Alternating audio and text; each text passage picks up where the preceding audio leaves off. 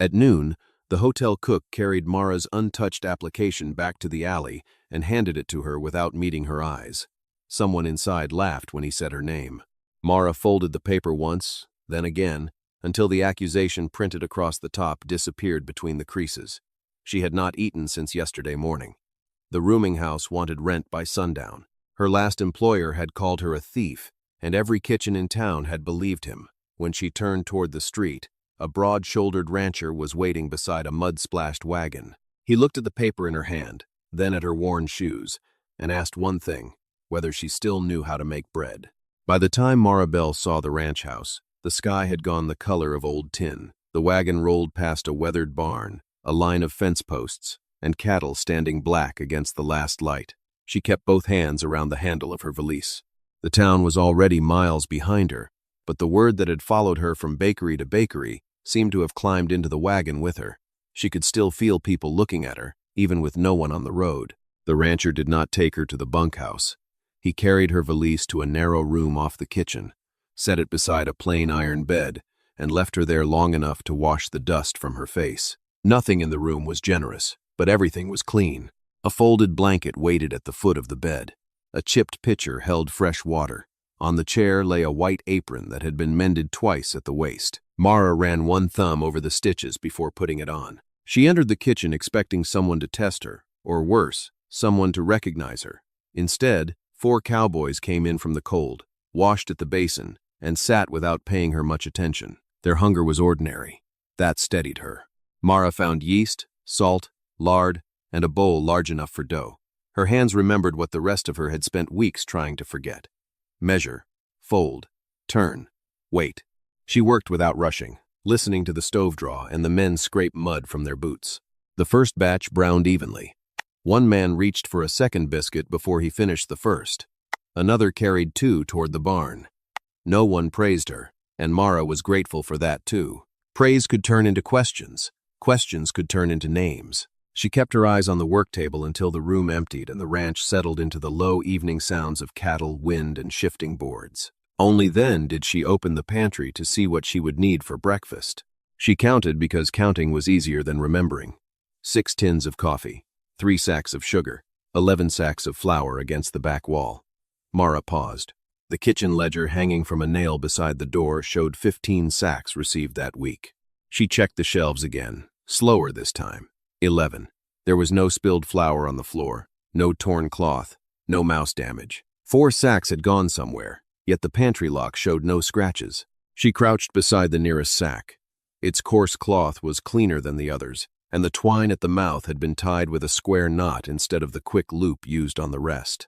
A faint line of darker flour dust ran beneath it, as though something heavier had rested there until recently. Mara pressed 2 fingers to the mark, still dry. Recent then. She glanced toward the kitchen door. The rancher had gone to the barn, and the men were outside. At least, she thought they were. She reached for the ledger, then stopped when a floorboard creaked behind her. The floorboard creaked again. Mara kept one hand on the ledger and turned slowly. A gray-haired ranch hand stood in the pantry doorway, holding an empty coffee tin. He did not look at the flour. He looked at her fingers resting on the page. For one hard second, Mara was back beneath the bakery awning in town, watching a proprietor fold her application without reading it. She released the ledger at once. The man reached past her for the coffee, noticed the open inventory line, and paused. His eyes moved from 15 sacks on the page to 11 against wall. He said nothing, but the silence changed shape. Mara waited for accusation, for the sharp turn of a shoulder toward the rancher, for someone to decide that missing flour and a woman called thief belonged in the same sentence. Instead, the ranch hand lifted the coffee tin, found it empty, and frowned at the shelf. He checked the ledger himself. One finger traced the date beside the last delivery. Then he shut the book and carried the tin away. Mara watched him cross the kitchen. At the door, he glanced back once, not at her, but at the pantry lock.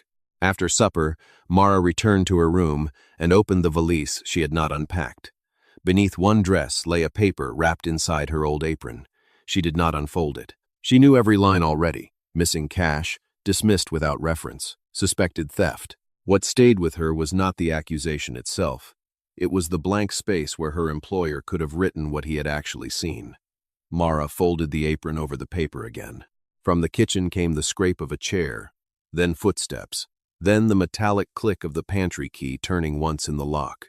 She waited until the house settled. The wind pressed against the window, and somewhere beyond the barn a horse stamped twice. Mara left her room without a lamp. The kitchen was dark except for a ribbon of moonlight across the floor. The pantry door stood closed. She touched the key hanging from its nail. It was still warm. For a moment she almost went back to bed. A job was a job. A room was a room. Bread in the morning would be more than she had possessed yesterday. Then she noticed flour caught in the grooves beside pantry threshold. The dust formed a narrow crescent, too clean to have been left by boots. Mara knelt. Someone had dragged something heavy across the doorway after supper. She followed the pale mark toward the back entrance, where it disappeared beneath a braided rug. Under the rug lay 3 grains of corn and a short length of blue twine. Mara picked up the twine. The flour sacks in the pantry had been tied with brown cord. She held the blue strand against her palm, remembering the delivery wagons lined outside town. Before the thought settled, a shadow moved across the kitchen window. It stopped. Mara remained on one knee, the blue twine hidden inside her fist. The shadow did not approach the door. It moved away toward the barn. She rose and looked through the glass, but the yard was empty except for a lantern swinging near the stable. In the morning, she could ask the rancher about the missing sacks. She could show him the ledger, the flour mark, the twine. Yet the memory of doors closing held her still. She had learned what happened when a woman with a stained name pointed at something no one else wanted to see. Before sunrise, Mara was already in the kitchen, working dough beneath the yellow lamp. She had slept little. The blue twine rested inside her apron pocket, and every time she crossed the pantry threshold, she remembered the shadow outside the window. Still, breakfast had to be ready before daylight came. The rancher entered while she was cutting biscuits. He had changed from yesterday's mud-stained coat into a work shirt, but the weariness around his eyes remained. Mara expected him to ask about the town, the accusation, or why 3 employers had refused her. Instead, he checked the stove quietly. His name was Caleb Hart, she learned when one of the cowboys called from the porch. Caleb tasted a biscuit, nodded once, and carried the platter himself to the bunkhouse. He did not praise her. He simply returned with the empty plate and set it beside the wash basin without comment. The gray-haired ranch hand appeared next. Mara recognized the man from the pantry. He carried the inventory ledger under one arm and placed it beside Caleb's coffee. His finger stopped at the flour entry. Mara felt her shoulders tighten before either man looked toward her across the room again. Caleb opened the book, counted the marks, then looked toward the pantry. He did not call Mara over. He asked the ranch hand to bring every delivery receipt from the previous month. The man hesitated only briefly, but Mara saw it. So did Caleb. Neither of them mentioned it aloud. When the ranch hand left, Caleb moved the ledger away from his coffee and returned to breakfast. Mara waited for the question she knew was coming. It never came. Instead, he placed the pantry key beside her cutting board and left it there, close enough that she understood the meaning. Something inside her resisted the gesture. Keys could be trust, but they could also become evidence. At her last job, a missing key had been mentioned, before the missing money. Mara stared at the brass teeth against the wood until Caleb finished his coffee and stood to leave the kitchen. She finally told him there were fewer flour sacks than the ledger claimed. She did not mention the blue twine, the midnight shadow, or the warm key. Caleb listened without interrupting. Then he asked her to keep counting what entered the kitchen and what left it each day from now. That was all. No accusation. No demand for proof. No warning about her reputation. Caleb took his hat from the peg and stepped outside as if trusting her with numbers required no ceremony. Mara watched the door close, unsettled by how much kindness could resemble danger when someone expected betrayal. Near noon, a supply wagon rolled through the gate. Mara heard the wheels before she saw them. The driver climbed down with 6 flour sacks and 1 sugar crate. Caleb was repairing a hinge across the yard. The gray-haired ranch hand came from the barn to meet them first. Mara carried the new pantry key in her palm as she crossed the yard. The driver glanced at her apron, then at the ranch hand, and his smile vanished. He reached for the receipt before Mara could see it. Caleb looked up from the hinge, but said nothing at all. 1 sack hit the ground harder than the others. A puff of white dust rose around Mara's boots. As the driver bent to lift it, she saw blue twine stitched through the seam, the same color hidden in her pocket. This time, the ranch hand saw her notice it too. The blue twine stayed in Mara's pocket through the entire delivery. She watched each sack cross the yard, watched the driver avoid her eyes, and watched the gray-haired ranch hand sign the receipt with his body turned slightly away. Nothing about it was dramatic. That was what troubled her. Men who expected to be questioned usually prepared an answer. These men behaved as if the question itself had never been allowed to exist. When the wagon finally left, Mara carried the 6 new sacks into the pantry one at a time. 5 were tied with brown cord. The 6th had blue twine sewn through a cut near the bottom seam. She set it apart and pressed the cloth flat with both palms. Beneath the fresh stitching, the flour felt packed harder than it should. She fetched a small knife, then stopped before the blade touched the sack. Caleb had trusted her with the key. Cutting open a delivery without asking could look very different if someone wanted it to. She chose the ledger instead. At the kitchen table, she copied the morning's delivery onto a scrap of butcher paper and compared it with the previous 4 entries. 6 sacks, 8 sacks, 6 again. The numbers looked ordinary until she noticed the weights. Every receipt claimed 100 pounds per sack. Mara went back to the pantry, dragged the kitchen scale beneath the first sack, and lifted until the beam settled. 92 pounds. The next weighed 91. The blue-stitched sack stopped at 83. Mara did not feel triumph. She felt the old coldness that came whenever facts began to arrange themselves into something dangerous. Missing sacks were one problem. Underweight sacks were another. Together, they meant the ranch might be paying for flour that never arrived, then losing more weight from what did. She checked the supplier's name on the receipt. Bellwether, Mercantile. The same name appeared on every delivery for 6 months.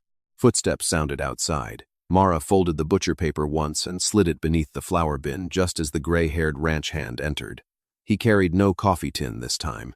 His gaze moved from the scale to the separated sack, then to Mara's empty hands. For several seconds, neither moved. Then he crossed to the shelf, took down the ledger, and opened directly to the page she had been studying. Instead of accusing her, he tore the page out. Mara heard the paper split cleanly from the binding. He folded it once, put it inside his shirt, and reached for the pantry key. She stepped between him and the door before she could think better of it. His expression hardened, but not with anger. Fear passed across his face so quickly she almost missed it. Then the ranch bell rang from the yard. Once, twice, a third time. The ranch hand looked toward the window, and whatever he had intended to do changed. He pushed the ledger into Mara's hands and left without the key. Through the glass, she saw Caleb crossing the yard toward a rider waiting at the gate. The rider wore a dark coat with a brass pin at the collar. Mara looked down at the ledger. Where the page had been, a narrow strip remained caught in the binding. One number was still visible at the torn edge. 47. She had seen that number before, but not in the ranch accounts. If you think Mara should show Caleb what she has found, tell us in the comments.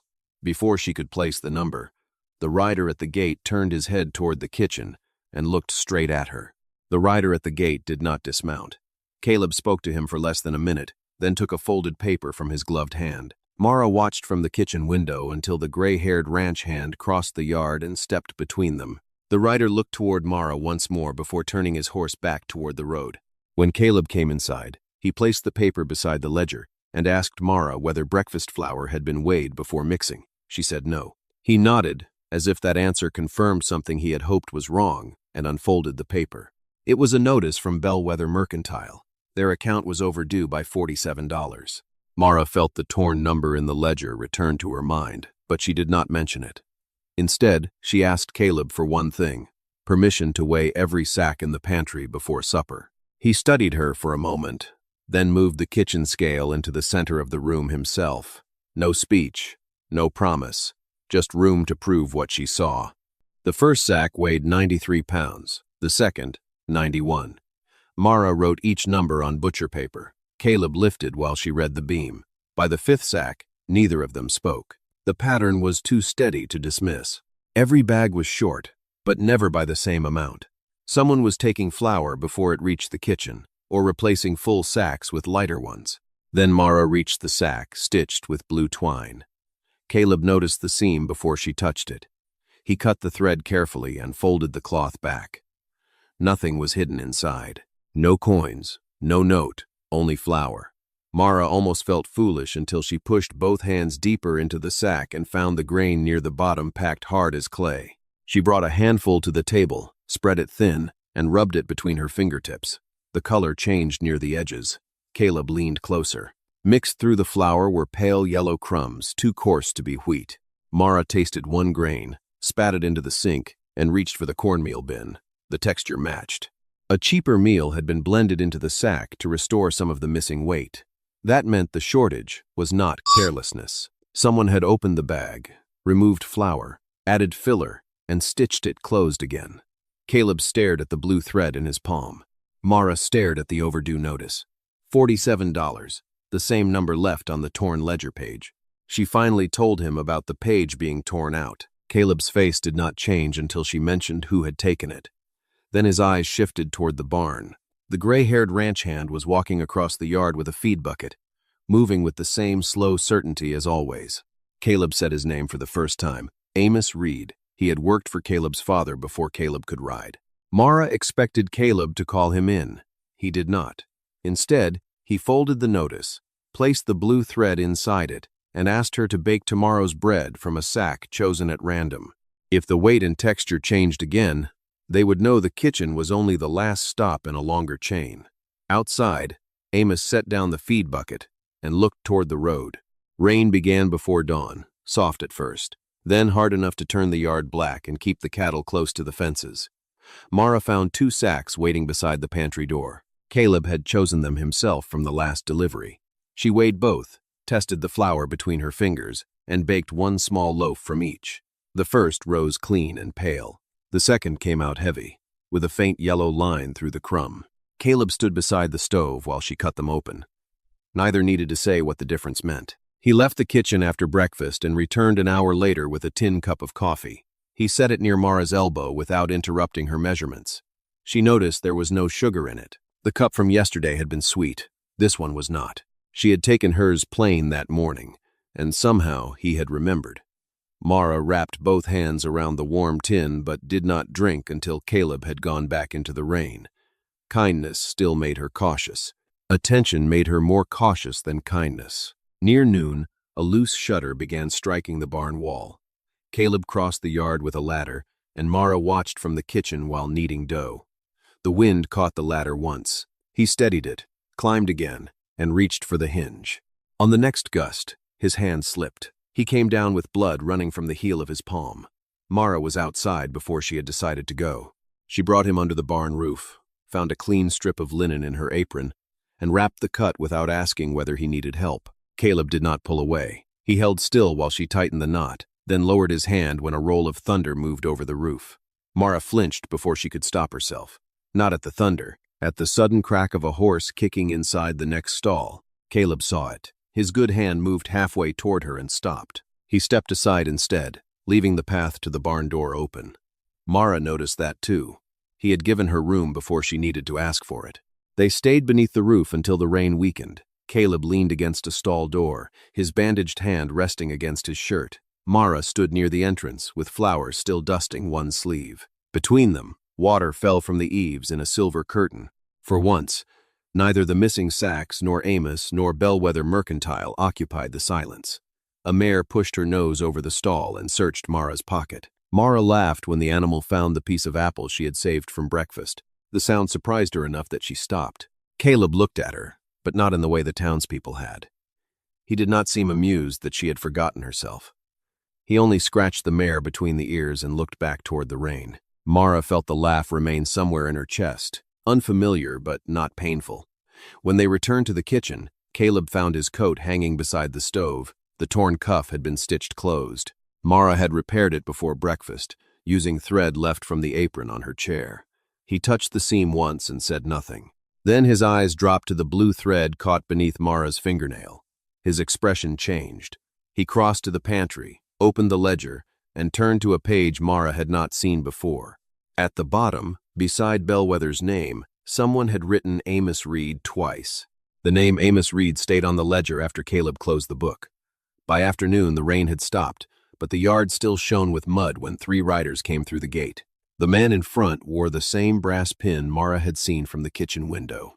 This time he dismounted. He carried a leather case under one arm and smiled at Caleb as though they had been expected. Caleb met him halfway across the yard. Mara remained near the kitchen door with a tray cloth in her hands, close enough to hear the stranger introduce himself as Silas Bellwether. The name tightened something in her chest. Every flour receipt in the ledger carried it. Bellwether opened the leather case and removed a packet tied in blue cord. Not blue twine from a flower seam. Better cord. Cleaner. Deliberate.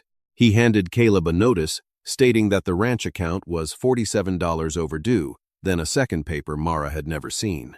It claimed Bellwether Mercantile had delivered every pound listed during the last 6 months. At the bottom sat 2 signatures. One was Caleb's, the other belonged to Amos Reed. Mara looked toward the barn. Amos was already walking toward them, his face pale beneath the weathered brim of his hat. Bellwether did not accuse him at first.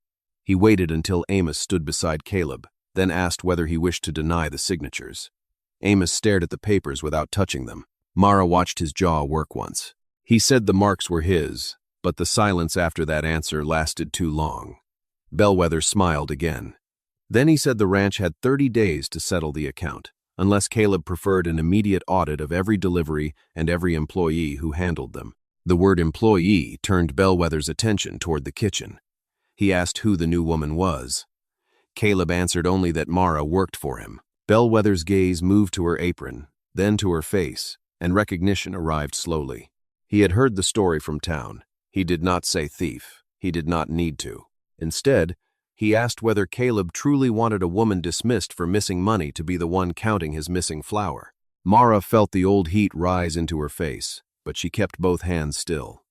Caleb did not look at her. He looked at Bellwether and asked why a supplier who claimed perfect deliveries was suddenly worried about who counted them. The smile disappeared, only for a second. Bellwether closed the leather case and said an audit could begin tomorrow morning. If discrepancies were found inside the ranch, the debt would become Caleb's problem alone. Amos finally spoke. He asked for one night before anyone opened the records. Bellwether turned to him with almost gentle patience and agreed. That frightened Mara more than anger would have. Amos had torn a page from the ledger. Bellwether carried papers with Amos's signature, yet neither man seemed surprised by the other. As the riders mounted, Bellwether looked at Mara once more and tapped 2 fingers against the brass pin on his coat. Would you trust Mara here, or would her past make you hesitate? Tell us in the comments. The riders left before sunset. Caleb waited until the gate closed, then turned to Amos and asked for the page he had torn out.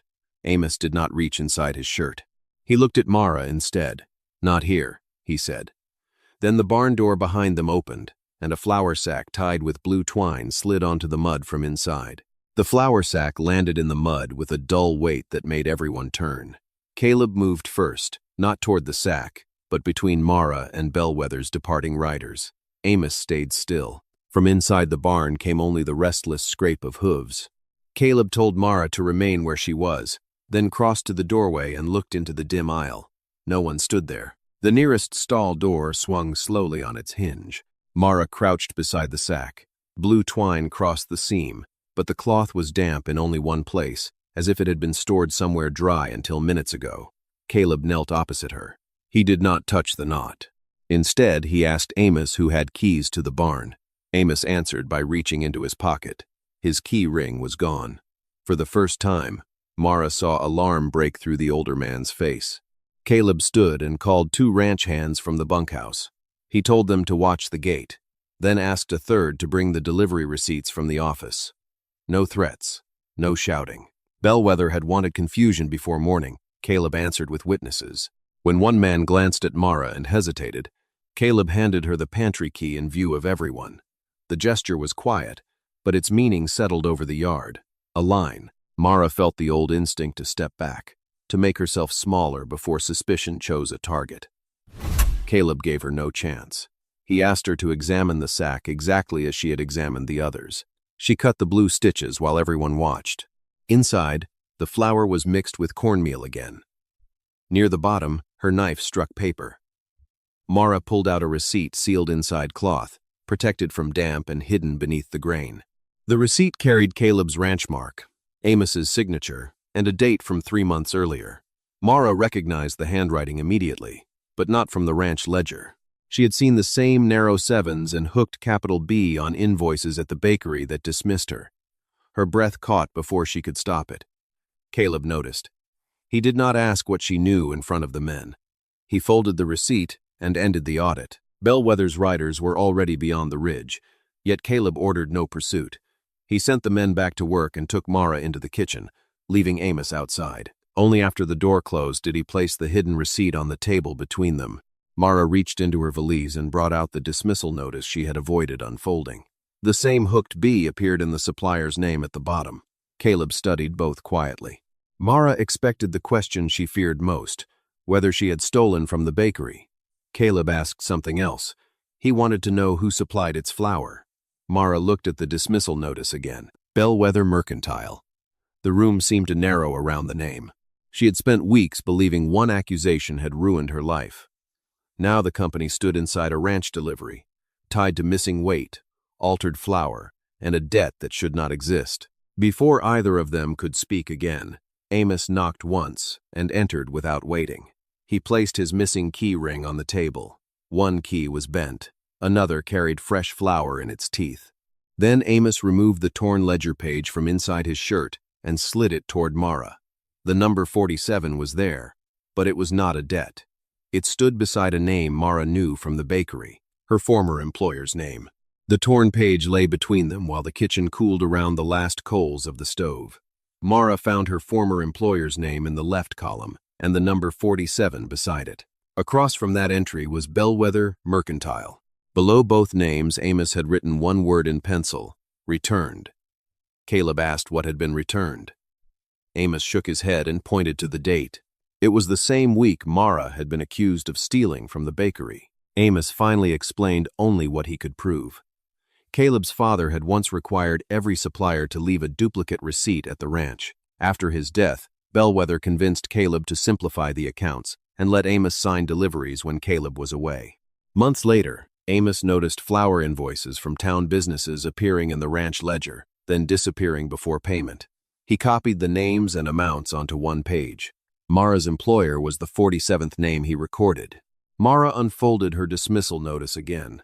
The accusation said $12 had vanished from the bakery till she remembered the owner emptying her apron pockets in front of two customers, then opening a drawer beneath the counter and producing a missing receipt she had never seen. At the time, shame had swallowed every detail. Now she noticed the date printed at the bottom. The receipt had been issued by Bellwether Mercantile one day before the money disappeared. Caleb laid the hidden ranch receipt beside it. The paper was older, but the handwriting matched. Same hooked B, same narrow 7. Mara took the butcher paper figures from beneath the flour bin and placed those beside the receipts. Underweight sacks, altered flour, duplicate charges, 47 businesses. For the first time, the pieces did not point toward a careless driver or one dishonest ranch hand. They pointed outward, toward every kitchen and ranch that had trusted one supplier to tell them what they owed. Mara looked at Amos. If he had seen this months ago, why had he said nothing? Amos reached into his coat and removed a second folded sheet, softer from being carried too long. It was a letter addressed to Caleb's father, never sent. Inside, Amos had listed 3 deliveries whose weights did not match their invoices. At the bottom, he had written that Bellwether threatened to call the signatures forged if Amos challenged him publicly. Caleb's jaw tightened, but he did not accuse Amos of cowardice. He asked why Bellwether had come now. Amos looked at Mara. Because she started counting. The answer settled harder than any confession. Bellwether had tolerated shortages while no one compared the weights. Mara had not uncovered an old scheme by accident. By weighing flour in one quiet kitchen, she had disturbed something still operating. And Bellwether already knew she had once been easy to discredit. Mara's first instinct was to burn the dismissal notice. Instead, she smoothed it flat. The paper that had closed every kitchen door might now prove Bellwether had used the same merchant, the same handwriting, and the same false accounting before she ever reached Caleb's ranch. Caleb asked whether she would let him take it to the sheriff. Mara kept her hand on the page. This time, she said, she wanted to be there when someone read it. A wagon wheel rattled outside before Caleb could answer. All 3 turned toward the window. No wagon stood in the yard. Only a boy from town, soaked with mud, holding an envelope above his head. Caleb opened the door. The boy said the sheriff had sent him. Bellwether had filed a complaint before leaving town. By morning, he intended to accuse Mara of stealing company records and Amos of falsifying deliveries. The audit was no longer coming to the ranch. It was waiting for them in town. By 9, the sheriff's office was crowded. Bellwether stood beside the desk with his leather case open, one hand resting on a stack of papers. Mara recognized her former employer near the window. He would not look at her. Caleb sat beside Mara. Amos remained standing. The sheriff asked Bellwether to begin. Bellwether said shortages had appeared only after Mara arrived. He placed her dismissal notice on the desk, then Amos's signed delivery receipts. His story was clean: a disgraced baker, an aging ranch hand, missing goods, altered records. When he finished, the sheriff looked at Mara and asked what she had brought. Mara set one flour sack beside the sheriff's scale. Bellwether confirmed it should weigh 100 pounds. The beam stopped at 84. He said anything could have happened after delivery. Mara nodded, cut the blue stitching, and poured a handful onto a dark plate. Yellow cornmeal showed through the flour. Then she laid out 3 receipts, one from Caleb's ranch, one hidden inside the sack, and the old receipt from her dismissal papers. The handwriting matched. So did the supplier's stamp. Bellwether said stamps could be copied. Mara answered by sliding the torn ledger page toward the sheriff. 47 business names filled it. Mara's former employer was last. The sheriff asked whether Bellwether supplied his bakery. The man finally looked at Mara and admitted Bellwether had brought him the receipt found beneath his cash drawer. Bellwether had also claimed Mara had been seen near the missing money. The sheriff asked whether he himself had seen her steal. No, the baker said. The room went still. Bellwether reached for his case. Caleb rose only far enough to stand between him and the door. The sheriff opened the case first. Inside were blank delivery forms, bundles of blue cord, and a narrow account book. Beside Caleb's ranch was a payment date for the $47 debt Bellwether was demanding again. Silas stopped speaking. The sheriff placed the brass pin from his coat beside the evidence and told him he would remain there until the circuit judge arrived. Amos's signatures would be examined. The other 46 businesses would be contacted. No one cheered. Mara only watched Bellwether realize that her ruined reputation had failed to silence the numbers. If you have ever seen someone judged before the facts were heard, share this story and tell us what you think Mara deserved in that room. Her former employer stepped toward her and began to apologize. Mara stopped him. She asked for one thing instead: a written statement that he had never seen her steal. He wrote it at the sheriff's desk. Mara watched the ink dry beside the paper that had once called her a thief. Caleb waited until she folded the new statement herself. Outside, the noon bell sounded over the street. When Caleb asked whether she wanted to return to the ranch, Mara looked at him and discovered that freedom could be frightening, for reasons shame never was. Caleb did not ask Mara for an answer on the ride home. The wagon rolled beyond town, and the written statement rested inside her coat beside the old accusation. For the first time, both papers belonged to her, but only one still had power. She watched the hills open ahead and felt no need to tear the older one apart. At the ranch, Caleb carried her valise to the porch instead of her room. Mara noticed the choice immediately. He was not assuming she would stay. He set the case beside her and went to the barn, leaving the front door open behind him. Inside the kitchen, the morning ledger waited where she had left it, along with a clean apron and a tin cup of coffee, plain. Mara stood on the threshold until Amos crossed the yard. He carried a new pantry lock in one hand and the old bent key in the other. He placed both on the table, then moved away without asking forgiveness. Mara understood. Trust here would not be restored by speeches. It would be measured in what people did next. She unpacked before supper, not because she had nowhere else to go, but because she finally had somewhere she was free to choose. When Caleb returned, his repaired coat hung from one shoulder. He stopped when he saw her dresses in the small wardrobe and the flour tin she had placed beside the stove. Before dawn, Mara mixed the first dough of another day.